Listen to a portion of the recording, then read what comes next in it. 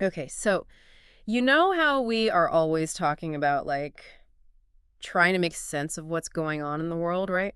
Well, Yeah. today we're going to do exactly that. We're going to take a deep dive into a pretty big development in Ghana. They just recently got rid of a bunch of taxes, Uh, and we've got a whole pile of information on it right here. And what we're going to try to do is figure out exactly what taxes were abolished and, like, more importantly, why is this happening right now? yeah, that's the big question. So from what we've got here, it seems like the big ones are the electronic transfer levy, Mm-hmm.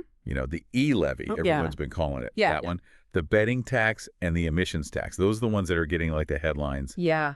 but it looks like it goes even deeper than that. Yeah. There are a bunch of other taxes and levies that are getting repealed or amended Oh. through these new laws. So yeah, we're going to try to pull out the important stuff from all of this and like give you the big picture. Okay, so let's just jump right into it. Let's start with those taxes.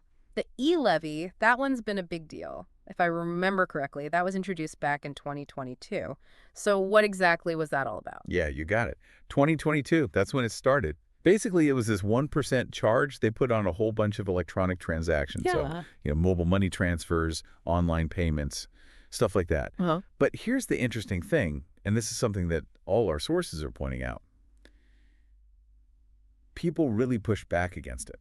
That makes sense. I mean, just thinking about it, a small percentage on every single digital transaction. Right. That could add up really quickly, and it would feel like it's directly hitting people's wallets, their ability to spend money every day. Absolutely. Was there any specific reason why people were so against it? Well, officially they said it was to get more money for the government, but, the data is showing that it actually hit lower income people harder Right. because they use mobile money for almost everything. Yeah, that makes sense. So you can see why they weren't happy about it. And then there's the betting tax. How did that one work exactly? So the betting tax, that was a 10% tax, but it wasn't on the bet itself. It was on, like, the winnings. Okay. So any money you made from gambling, 10% of that went to the government. Oh, I see. So if you won a bet, the government took a cut of your profit. Exactly. Got it. And this one, it seems like this also caused quite a stir. Our sources are highlighting concerns from specifically the gaming industry stakeholders, Hmm. which, raises an interesting question.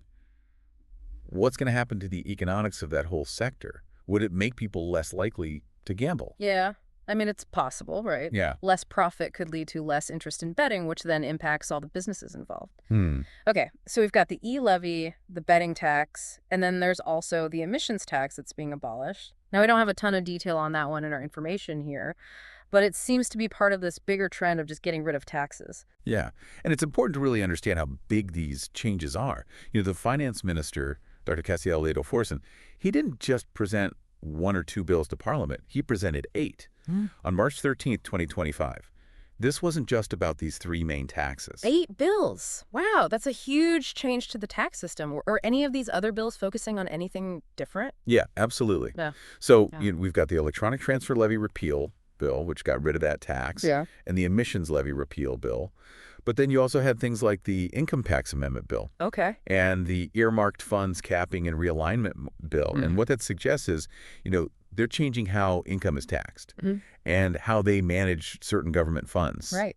So those could have long-term impacts that we don't see right away, Hmm. unlike, getting rid of the E-Levy, Right. which people feel immediately. Yeah. So, bottom line, all 8 of these bills have now become law. So this isn't just talk. These are real changes that are happening right now. Exactly. It's done. The laws are in place. The taxes are changing.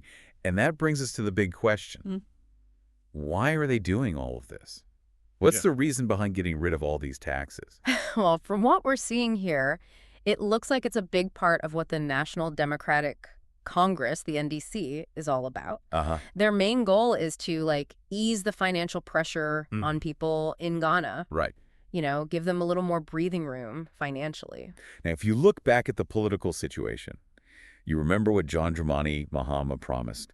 He was the NDC's flag bearer during the 2024 elections. Oh, yeah. He said that if he got elected, he would abolish these taxes within his first 120 days in office. Exactly. That was a major part of his campaign. Big promise. Yeah. And these tax bills, they were approved and signed so quickly. Uh-huh. It looks like the new administration is really trying to make good on that promise. Mhm. And it makes you think, why are they moving so fast on this? Yeah, it does. And it seems like the effects are being felt right away. Mm. The Ghana Revenue Authority, the GRA, they've already said to stop collecting the e-levy, Wow. like right after the president signed the bill. So that tax is gone for better or for worse. That is fast. That really shows how important this is to the new administration. Mm. They clearly want to deliver on this promise and to give people that financial relief they talked about. Okay, so let's just recap everything we've talked about. The e-levy on electronic transactions is gone. The betting tax on gambling winnings is gone. And the emissions tax is also gone. Uh-huh. Plus, they made some other changes to income tax and how government funds are allocated. Exactly. And this all comes down to fulfilling that big campaign promise from the NDC about making things a little easier financially for the people of Ghana. It's interesting, though, isn't it? I mean, Yeah. they moved so fast on this. They did. What do you think that means for the future? Well, it makes you wonder, what are going to be the effects of all this, both in the short term and long term? You know, it might help some people right away, but what about the government? Right. They're going to have less money coming in, so how are they going to manage that? Yeah, and what does it say about how they're going to approach the economy going forward? They clearly put a lot of emphasis on this campaign promise, Yeah. and they acted on it immediately. Yeah. What does that tell us about what they're going to focus on in the next few years? That's something we're thinking about. Yeah. Anyway, we've thrown a lot of information at you today, We have. but hopefully this deep dive has given you a better understanding of what's happening with these tax changes in Ghana. Thanks for joining us. See you next time.